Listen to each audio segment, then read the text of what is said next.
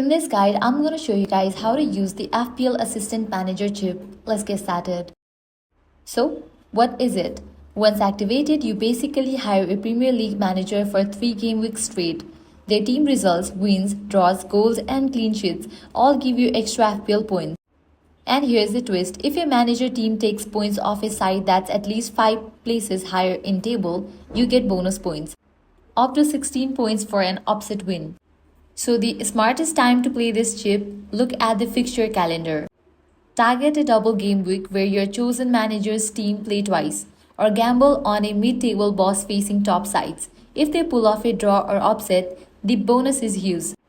Quick reminder, this chip was only around in the 2024 and 2025 season.